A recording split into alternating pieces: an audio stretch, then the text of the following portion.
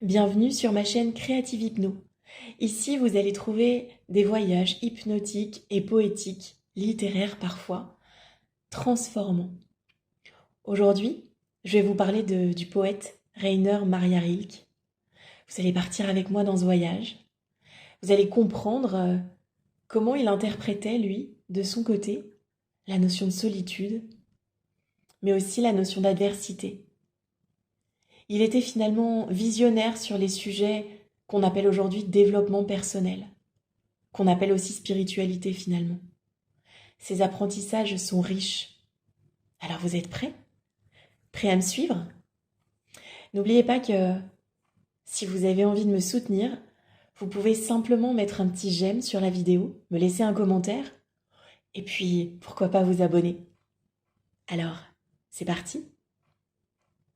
Aujourd'hui, je vous emmène donc en voyage hypnotique avec Rainer Maria Rilke, poète du début du XXe siècle. Il aborde dans son œuvre des thèmes clés, comme je vous le disais, de développement personnel, bien sûr. À l'époque, on ne parlait pas vraiment de ça et pourtant, l'écho aujourd'hui est complètement dingue. Spiritualité, poésie, introspection, paix intérieure, tous ces mots, on les entend très régulièrement. Et dans la pensée de Rilke, tout ça s'entremêle dans son œuvre avec beaucoup d'humilité. Alors je vous invite à découvrir certaines thématiques de son œuvre qui lui sont chères, sa philosophie de vie et tout ce qu'il a envie de nous transmettre. Vous êtes bien installés? Vous êtes assurés que vous avez quelques minutes là, rien que pour vous? Vous avez envie de faire ce voyage des paysans? Alors vous êtes prêts, prêtes à accepter mes suggestions, n'est-ce pas? C'est parti. Alors vous allez commencer par vous détendre, tranquillement et simplement. Et ce, en fermant vos paupières, si ce n'est pas déjà fait. Dans ce voyage que je vous propose, la priorité, c'est avant tout de trouver un état agréable pour se détendre et se retrouver avec soi-même.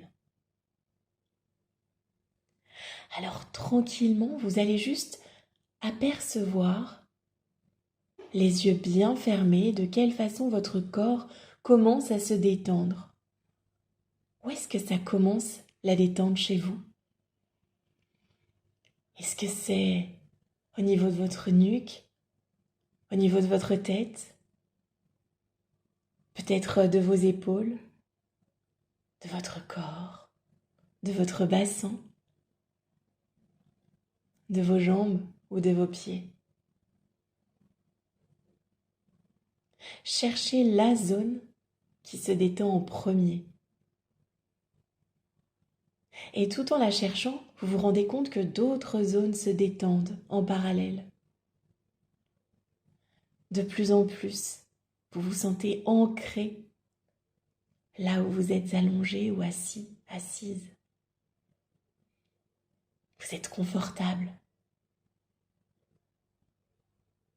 Un peu comme juste avant de dormir, où on sent qu'on est à la limite. On sent l'apaisement là quelque part. Et on continue de le laisser grandir à l'intérieur de nous, de façon à pouvoir entrer dans un sommeil réparateur. Alors je vous arrête. L'hypnose, on ne dort pas, hein. Je vous fais confiance. On est complètement conscient qu'il y a une partie inconsciente qui travaille. Mais on rêve, comme dans le sommeil. Parfois on sommeille même comme dans un rêve. Et pendant que vous êtes dans cet état de semi-sommeil, de rêve semi-éveillé, je vais vous inviter à imaginer un chemin où chaque vers de Rilke sera une empreinte vers une connexion plus profonde avec soi-même, où chaque mot va faire écho à quelque chose de plus grand, de plus vaste. Comme si on décidait qu'aujourd'hui, nous allions apprendre quelque chose. Comme si nous allions à la recherche d'une clé de compréhension absolument fondamentale pour la suite de notre parcours ici-bas. Vous allez entrer en vous-même chaque fois un peu plus profondément dans cette quête intérieure, dans ce voyage hypnotique et poétique. Et plus vous écoutez le son de ma voix et plus vous entrez à chaque fois encore un peu plus profondément.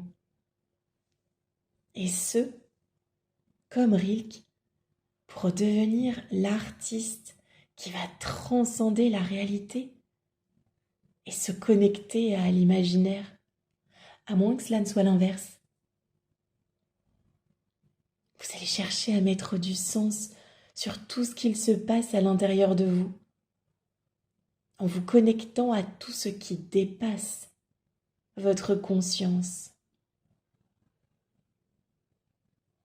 Marchez dans les pas du poète et contemplez, observez, devinez, décrivez votre environnement. Choisissez là ou les actions qui vous parlent le plus. Choisissez là ou les suggestions qui vont faire écho, qui vont résonner à l'intérieur de vous pour offrir à cette expérience une dimension agréable, gigantesque. C'est comme si, le temps d'une séance d'hypnose, vous empruntiez le regard du poète. Comme si vous étiez là, dans le manoir où il a résidé quelque temps, à la fois sombre mais rassurant, aux fondations solides mais à l'intérieur confortable. Vous êtes assise à une table, un stylo à la main, une feuille, et vous observez l'environnement, en même temps que vous observez votre intériorité. Alors, pour le moment, c'est peut-être un peu sombre. Alors, il va s'agir d'apporter un peu de lumière, à l'intérieur de soi comme à l'intérieur de ce manoir. D'y mettre des bougies ou de petites lampes. Trouvez la lumière dans cette forêt dense qu'est notre intérieur. Vous allez observer chaque détail, écouter chaque bruit,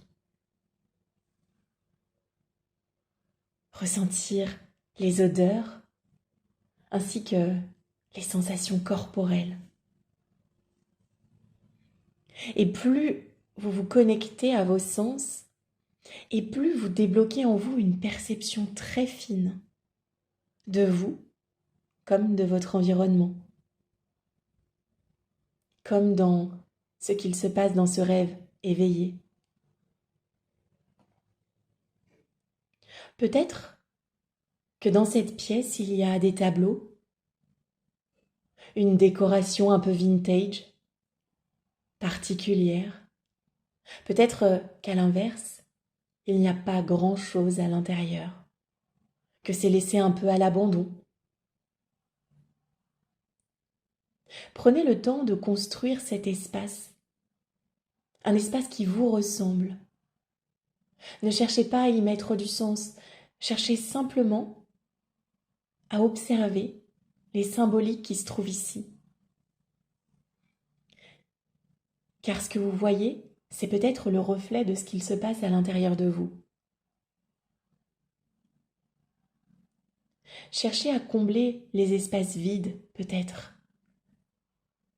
Car comme chacun sait, le cerveau n'aime pas le vide.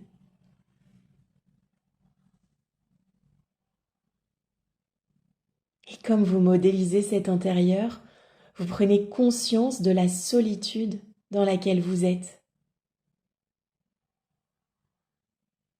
Vous êtes seul, comme l'enfant est seul quand les grandes personnes vont et viennent, mêlé à des choses qui semblent grandes à l'enfant et importantes du seul fait que les grandes personnes s'en affairent. Oui, ce sont des vers de Rilke qui veulent simplement dire que vous découvrez avec émerveillement tout ce qui est plus grand que vous. Dans ce manoir, peut-être la hauteur des murs, des plafonds, mais aussi à l'extérieur, des choses plus grandes avec lesquelles vous seriez connectés.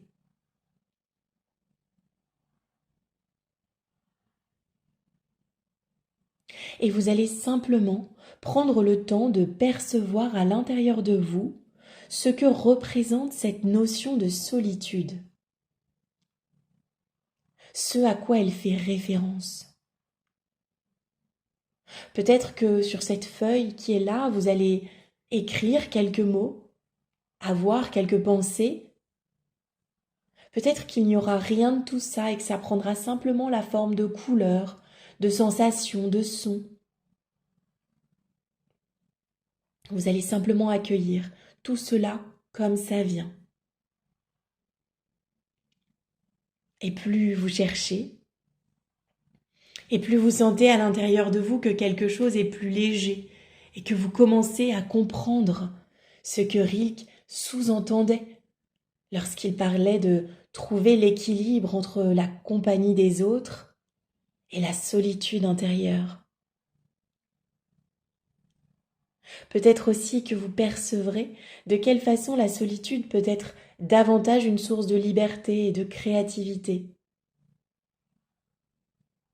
Peut-être même que vous irez encore plus loin et que vous parviendrez à trouver l'essence même de l'existence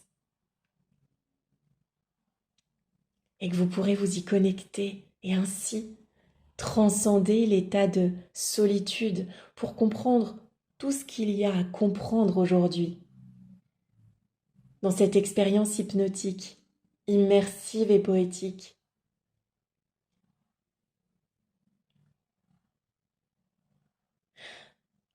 Lorsque votre mission vous semble accomplie, vous pourriez simplement continuer à visiter ce château, à percevoir, grâce à chacun de vos sens, tout ce qu'il s'y passe.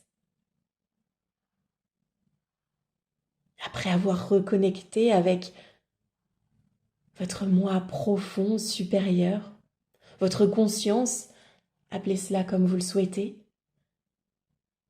vous auriez pu oublier tout ce qu'il se joue à l'extérieur de vous. Alors il y a cette petite partie à l'intérieur de vous, vous savez, celle qui est aventurière, courageuse, curieuse. Elle a bien envie d'aller explorer ce qu'il se passe à l'extérieur de cette pièce. Son regard sera à la fois curieux et à la fois serein, comme si tout ce qu'elle pouvait apercevoir n'était qu'un détail, qu'une perception, qu'une réalité. Je ne sais pas exactement ce que vous allez apercevoir en visitant chacune de ces pièces, mais ce qui est sûr, c'est qu'il y aura des éléments, des symboles, des personnages peut-être qui évoqueront des bribes de votre vie, peut-être même d'autres vies, réelles, imaginaires, vécues, survolées.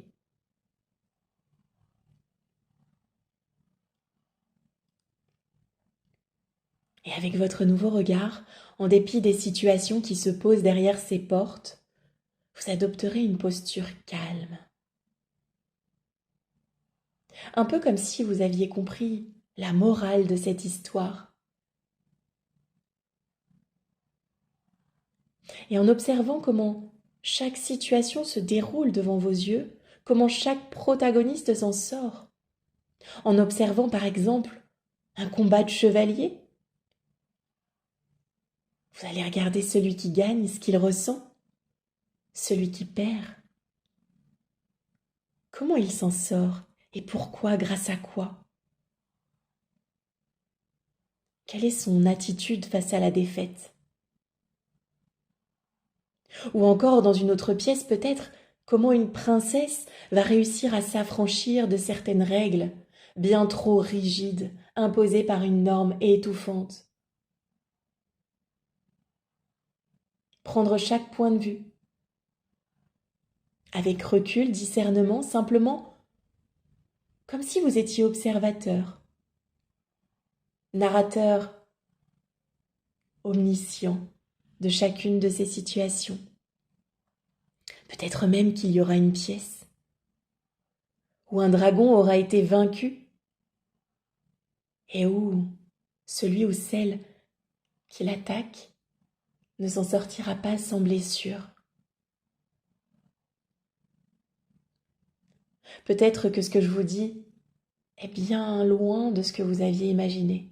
Et finalement, c'est égal. Les mots ne sont là que pour permettre l'imagination de se déconnecter, l'inconscient de se reconnecter. L'idée, c'est de vous faire comprendre que vous pouvez adopter aisément différents points de vue de chacune de ces situations que vous allez apercevoir dans ces pièces. Avec un petit mot à l'oreille, un petit mot que j'ai pour vous, de la part de notre poète, juste à votre oreille. Observez les situations en gardant ça en tête.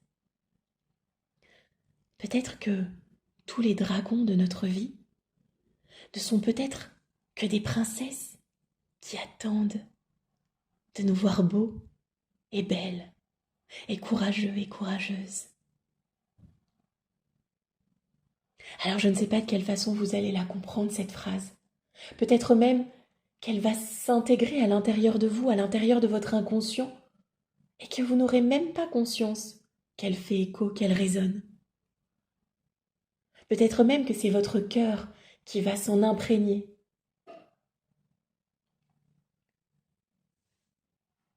Alors, simplement, dans ce voyage, l'idée c'était de retenir que dans la philosophie de Rilke, ce qu'on peut parfois juger comme difficile, comme rude, la solitude par exemple, les épreuves de la vie, la maladie, les deuils, qu'ils soient symboliques ou réels. Eh bien tout ça,